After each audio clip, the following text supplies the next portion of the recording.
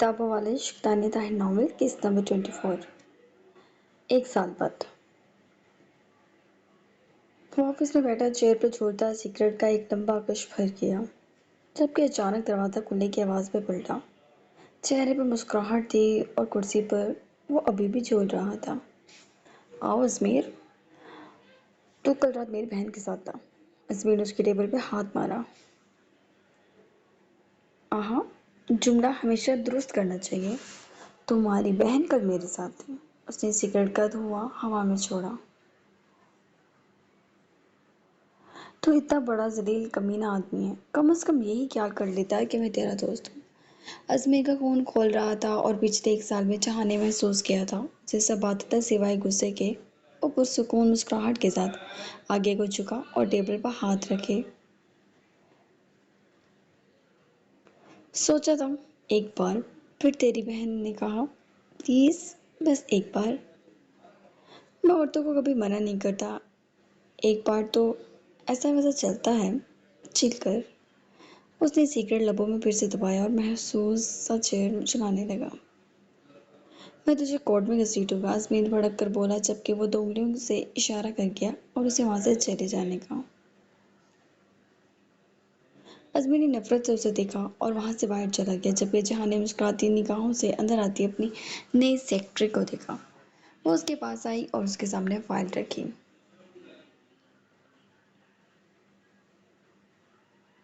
Sir please sign کر دیں۔ اس نے جان کے گال کو چھوا۔ جان کی پیشانی پر بل ڈلے اور وہ فوراً ہاتھ کھینچ گئی۔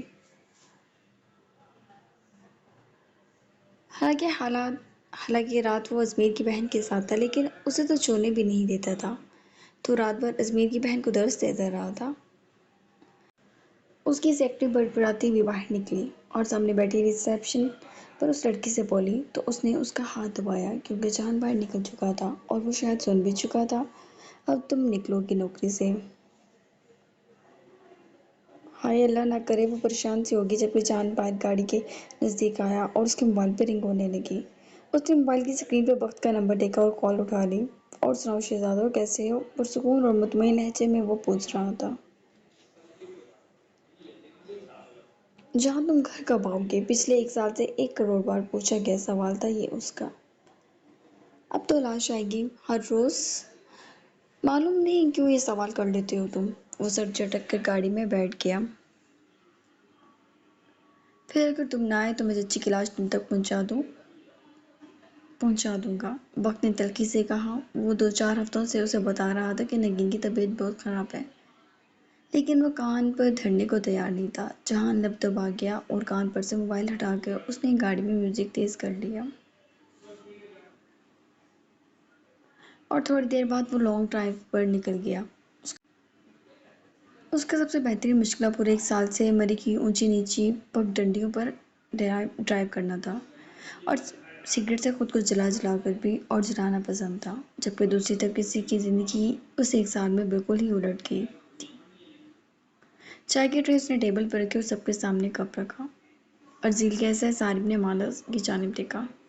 جی ٹھیک ہے وہ ماموں، آپ سے ایک بات کہنی تھی۔ وہ کچھ توقف کرتی بولی۔ بولو۔ صارم کے ساتھ ساتھ وجدان بھی بولے جبکہ ریاض نے بھی اس کی سم دیکھا۔ وہ مجھے کچھ پیسے چاہیے، ارزیل کی میڈیسن ختم ہو گئی تھی۔ تو کیا میں ڈاکٹر کے پاس لے جاؤں اسے؟ وہ کچھ جھجکتی ہوئی بولی۔ تو صارم نے اپنے دونوں بھائیوں کو دیکھا اور اپنی جگہ چھوڑ کر اٹھا۔ تم نے ہمیں معاف نہیں کیا شاید۔ صارم کی بات پر مالا کی آنکھیں ڈبڈبا گئیں اور صارم نے اسے خود سے لگا لیا۔ میں آپ لوگوں سے بالکل ناراض نہیں ہوں بلکہ شکر گزار ہوں۔ ادھر آؤ، وجدان نے اسے اپنے پاس بلایا۔ یہاں بیٹھو۔ وجدان نے اسے ساتھ بٹھا لیا تو اینا اور بخت دونوں مسکرا اٹھے۔ وجدان نے اس کے سر پر ہاتھ رکھا۔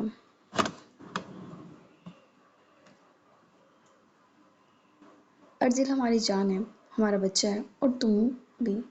تم پیسوں کے بارے میں کیوں پوچھ رہی ہو؟ وقت تم نے پیسے نہیں دیے تھے مالا کو؟ ہاں میں کل دینا بھول گیا، بلکہ میں اذان کو بھی ڈاکٹر کے پاس لے جاؤں گا تو ارزیل بھی ساتھ چلے گا۔ اب اذان کو کیا ہوا ہے؟ ریاض نے بخت کی طرف دیکھا۔ बुखार है बस, ऐना बोली। हाँ, मालक को पैसे दो और वक्त पे दे दिया करो। आइंदा में ये तुम्हारी ऊंच नीच ना सुनो। वजदान ने सख्ती से कहा तो वो जल्दी से कान पकड़ गया। वही माला, तुमने तो अबू पर जादू कर दिया है। वक्त हंसा तो माला भी मुस्कुरा दी। मैं नाश्ता ले आती हूँ। नहीं, तुम बैठो, मैं लाती हूँ, ऐना कहकर उड़कर किचन में चली गई। डॉक्टर्स ने रिपोर्ट्स देखी। कुछ बेहतरी की बात की। रियाज ने माला से सवाल किया। माला उदासी से 90 में सर हिला गई। अर्जिल का हार्ट 50% चल रहा था। डॉक्टर्स का कहना था शायद ज़्यादा दिन। कहते हुए उसका लहजा भीग गया। रिलैक्स, देखो, जब वो पैदा हुआ था तब डॉक्टर्स ने 2-4 दिन का कहा था और माशाल्लाह से 4 माह का होने वाला है। तुम देखना उसके जवान होने के बाद उस डॉक्टर का क्लिनिक तो मैं बंद करवाऊंगा। वक्त ने कहा तो माला दिल थाम गई। इंशाल्लाह, वो बोली तो सब हंसती है। माला ने उन सबके साथ नाश्ता किया। सब अर्जिल के बारे में पूछते रहे और मुख्तलिफ बातें होती रही। वो गहरा सांस भर गई। वजदान और रियाज ऑफिस चले गए। वक्त ने ऐना और माला को तैयार करने का कह दिया था बच्चों को, जबकि सारिम कॉल पे किसी से बात कर रहा था। चाचू कहाँ गुम हो? बेगम तो नहीं याद आ रही? वक्त ने ठूंगा मारा तो सारिम ने उसे घूरा। ओह बंदे, इस निकली घुरी की जगह अगर तू निकली निकली मुस्कुरा ले, शर्मा ले तो तेरा क्या जाएगा? अच्छा, चुप हो जाओ। क्या फिक्र है भाई? मेरा की कल पेशियाँ, हो सकता है बेल मिल जाए। मैं चाहता हूँ उसको कोर्ट में मजीद घसीटूं। मेरे अंदर से बदले की आग नहीं खत्म हो रही। और असल तब तो मुझे ये चढ़ी हुई थी। ये चढ़ी हुई है मेरी बीवी अपने शौहर के दोस्तों के दुश्मनों के साथ है। वो दांत पीस किया। वक्त ने सर हिलाया। एक बार सिर्फ चाचू, तुमने जाना है, राहब को लेकर आना है। एक बार नहीं जा रहे तुम? खुद गई थी, खुद आएगी। सारिम ने सर झटका। और अगले 4 साल भी ना आए फिर? ना आए, मेंबर नहीं रहा। सारिम सर झटक गया। तुम्हारा जहान से राब्ता हुआ? हम्म, हुए। भाभी का बताया? 1000 बार बताया। वैसे वक्त तुमने माला का जिक्र भी किया उससे? सारिम ने मालूमात देना चाहिए। एक बार करना चाहता था लेकिन उसने सुना नहीं और अगली बार नाम लेने से मना कर दिया। मुझे लगता है वो राब्ता भी ख़त्म कर देगा। तभी दोबारा पढ़ के जिक्र नहीं किया। वो बोला तो सारिम ने सर हिलाया और सीढ़ियाँ उतर गया। उसकी गाड़ी धुल रही थी। जैसे ही गाड़ी साफ हुई वो सीढ़ियों से उतर गया। अगर तुम कहो तो अपनी बेगम को भेज दूँ, चाचू तुम्हारी बीवी को ले आएगी। मेरा मसला नहीं। वह ये नादान इंसान कुछ नहीं समझता। तुम्हारी तरह बीवी के पल्लू से लग जाऊँ। वो गाड़ी में बैठता बोला तो वक्त ने शौक से कहा। शौक से लगा हुआ हूँ। बहुत फक्रिया बात थी भाई। सालिम से चटक कर बाहर निकल गया जबकि वक्त ने दरवाज़ा पीट डाला। वक्त, क्या बच्चों वाली हरकतें हैं? अभी भी सोया वो फिर रोने लग जाएगा। अपने बच्चे के अलावा भी तुम्हारा एक और बच्चा है इस कमरे में। उसे भी ऐसी तवज्जो दो तो वो तुम्हें खुश कर दे। ऐना को अपनी सिम खींचा। वो बड़ा लहक कर बोला। आप ना ज़रा संभल जाएं। अब एक बच्चे के बाप हैं। मेरे तो 101 होंगे। तुम एक बार ही थक गई हो। वट? Yes baby. तुमने कहा था अजान के होने के साथ 8 माह तक मैं तुम्हें तंग ना करूं। अब तो मेरे तंग करने के दिन भी आ रहे हैं। अब कहाँ जाओगे मुझसे बचकर? अपनी अम्मी के। वो उसे धक्का देकर उससे दूर हुई और बाहर निकल गई। तुम्हारी तो मैं टांगे ना तोड़ दूं। आई बड़ी, जब पुराना धमकाना होता है अम्मी के घर पहुंच जाती है। और तुम क्या मुझे उल्लू की आंखों से देख रही हो? उसने जान के थप्पड़ मारा और जान बिस्तर पे गिरा। रोने लग गया। वक्त ने अपनी हंसी जब्त की। ये तो वो चूं चूं वाला क्लोन है, छूने से रो रहा है, बुज़दिल कहीं का। ऐना ने वक्त को घूरा।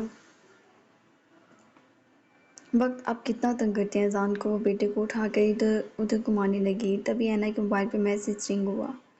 ओए, तुम्हारा फ़ोन बज रहा है। वक्त बेड पर लेट गया और ऐना उसकी बात पर एकदम फ़ोन उचक गई। रिलैक्स हनी। वक्त ने उसकी सूरत देखी। नहीं, वो मेरी दोस्त की कॉल आनी थी ना, उस पर खुश हूँ। उसी का मैसेज होगा। वो मुस्कुराए तो वक्त ने गहरा सांस भरा।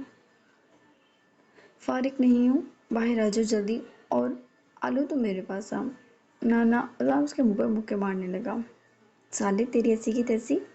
वक्त ने उसके बाल खींचे। वो गला फाड़ फाड़ के रोने लगा जबकि माला भी अर्जिल को ले आई। वक्त भाई, आप बहुत रुलाते हैं अजान को। हाँ तो ये मुझे तंग करता है कितना। वो नहीं दिखता तुम्हें? वो बच्चा आपको तंग करता है? वाह, اور ذیل کو دیکھو کتنا سیدھا ہے، اس کی تو مجبوری ہے۔ مالا افسردگی سے اپنے بیٹے کو دیکھنے لگی۔ کیا مجبوری ہے؟ دکھاؤ، اب بھی کھلکھلائے گا؟ وقت نے اذان کو مالا کو دیا اور ارزیل کو تھام لیا اور اس کو گدگدی کرنے لگا۔ ارزیل ہنسنے لگا اور پھر وقت نے اسے زیادہ ہنسنے بھی نہ دیا، کہیں اس کی طبیعت نہ بگڑ جاتی۔ وقت نے اس کے گال پر پیار کیا۔ ٹھیک ہو جائے گا، پریشان نہ ہو، کہہ کر ذیل کو لے کر باہر نکل گیا، جبکہ مالا اذان کو پکڑے آنے کا ویٹ کرنے لگی۔ وہ باہر آئی تو اس کا چہرے کا رنگ اڑا اڑا سا تھا۔ کیا ہوا ہے نا؟ کچھ نہیں، بس ویسی طبیعت عجیب سی ہو رہی ہے، آؤ چلتے ہیں، وہ کہہ کے اذان کو پکڑ کے باہر نکل گئی اور مالا بھی ان کے ساتھ ہی چل گئی۔ ہنا نے جب ان سب کو جاتے ہوئے دیکھا، وہ گھر میں داخل ہو رہی تھی، یونیورسٹی سے واپس لوٹ رہی تھی۔ میں بھی چلوں؟ ذرا خوشی سے بولی تھی گاڑی میں جھانک کر۔ ہاں، گھومنے جا رہا ہوں، آ جاؤ، بلکہ مالی اور چوکیدار کو بھی کہہ دو۔ بھیا، وہ منہ بنا کے نہ تنگ کریں اسے، آ جاؤ حنین۔ اینا نے وقت کو ٹوکا۔ وہ ہمیشہ ارزیل کو اپنے ساتھ بٹھاتا تھا جب ڈرائیو کرتا اور اذان پیچھے بیٹھتا تھا۔ اینا کو یہ بات اچھی نہیں لگتی تھی، وہ اپنے بیٹے کو اہمیت کیوں نہیں دیتا تھا، جبکہ وقت ایسا کبھی بھی نہیں سوچتا تھا۔ اینا اب بھی مالا سے پیچھے سے اذان کو لے چکی تھی۔ میں نے نہیں جانا، بہت شکریہ، نوازش، وہ کہہ کے گاڑی آگے لے گیا، جبکہ حنین آگے سپیڈ کے اس کی گاڑی کو کھوڑنے لگی۔ اللہ کرے ٹائر پنچر ہو جائے، وہ غصے سے بولی اور باہر اور اندر آ گئی۔ میں آ گئی ہوں، حنین کی آواز پہ عافیہ بھی کمرے سے نکل آئی۔ مالا نے کھانا بنایا ہوگا، پلیز کچھ کھانے کو دیں۔ تمہیں کوئی فکر بھی ہے؟ جب سے اب آپ نے یونیورسٹی کی اجازت دی ہے، سب بھول بھال گئی ہو، عافیہ نے اسے گھورا۔ کیا یاد رکھنا ہے میں نے؟ حنین نے پانی کا گلاس ٹبوں سے لگایا۔ اب بھی تم اس دو کوڑی کے بلال کے نکاح میں ہو۔ امی پلیز یار، میرا موڈ نہ اسپائل کریں۔ طلاق تو وہ ہر صورت دے گا، ورنہ اس گھر میں اس کی بہن کو آنے نہیں دوں گی، یاد رکھے وہ یہ بات۔ تو کیا تب تک یہ کھیل یوں ہی چلتا رہے گا؟ اب میں تمہارے لیے لڑکا نہ دیکھوں؟ تمہاری عمر ہو چکی ہے حنین۔ امی، ایک آدمی سے جان چھوٹ نہیں رہی، آپ چاہ رہی ہیں میں دوسرے کو سر پہ بٹھا لوں؟ واہ، کیا عقلمندانہ بات کہی ہے۔ خیر، کھانے دے، میں فریش ہو کر آتی ہوں۔ وہ بولی اور اپنے کمرے میں چلی گئی، جبکہ عافیہ فکرمند تھی اس کے لیے، اور وہ ایسے لاپرواہ ہو چکی تھی اس بات سے کہ یہ بات جیسے کوئی حیثیت نہ رکھتی ہو، جبکہ وہ بھول چکی تھی کہ اس کا باپ ہے اس کے سامنے۔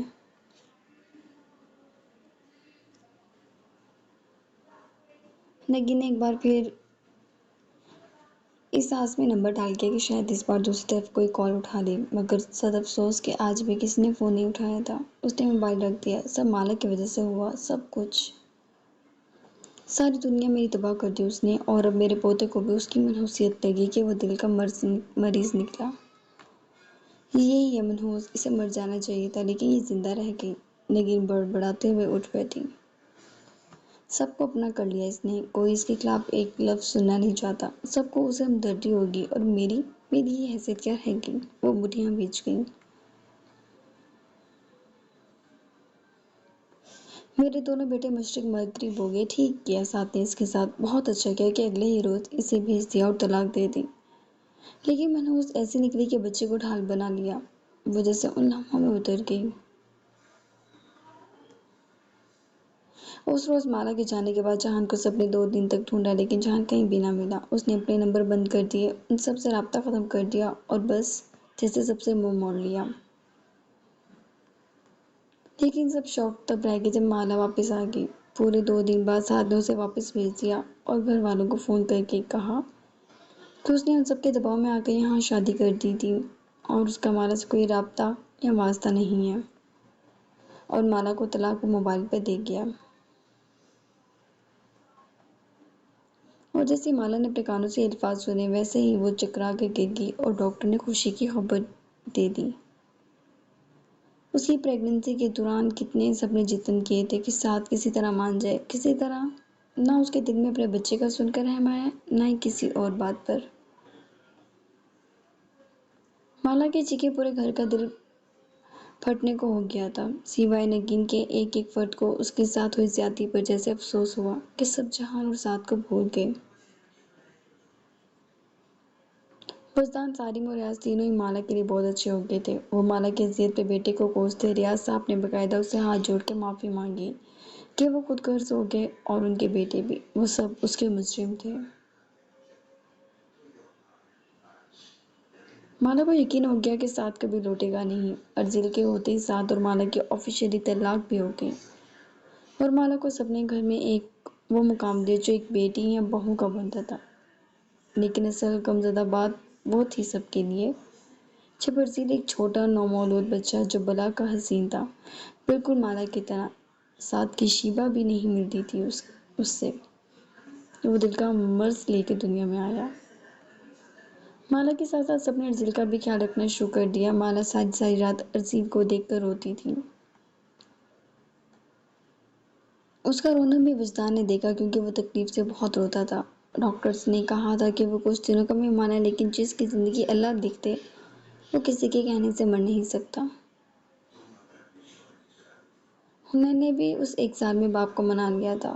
وہ اس سے مان تو گئے تھے، لیکن بلال سے طلاق کی بات پر اس کی کوئی بات نہیں سنتے تھے۔ لیکن حنین کو یقین تھا کہ وہ اس پر بھی انہیں رضامند کر لے گی۔ اس کا خواب پورا ہونے جا رہا تھا، وہ یونیورسٹی جانے لگ گئی تھی، جبکہ روحاب اس دن سارم کے پاس سے چلی گئی تھی۔ جب سارم آفس جانے کے لیے نکلا اور وہ اس کے پیچھے سے نکل گئی، سارم نے بھی غصے سے پلٹ کر رابطہ نہیں کیا کہ وہ اپنی بگیڑو بہن کا ساتھ دے رہی تھی۔ اسے یہ احساس ہی نہیں تھا کہ اس کے شوہر کے ساتھ کیا ہوا تھا، وہ اب اپنی بہن ہی کا ساتھ دے رہی تھی۔ وہ اسی غصے میں پلٹ کر اس نے کبھی اسے نہیں پوچھا، وہ اپنی مرضی سے گئی تھی، اپنی مرضی سے واپس آئے گی، اس نے سب کو یہی کہا تھا۔ جبکہ ساجدہ اور حیام جہان کے جانے کے بعد واپس چلی گئی تھی۔ حیام نے بہت کہا تھا وہ یہیں رہنا چاہتی ہے، لیکن ساجدہ اسے غصے سے وہاں سے لے گئی تھی۔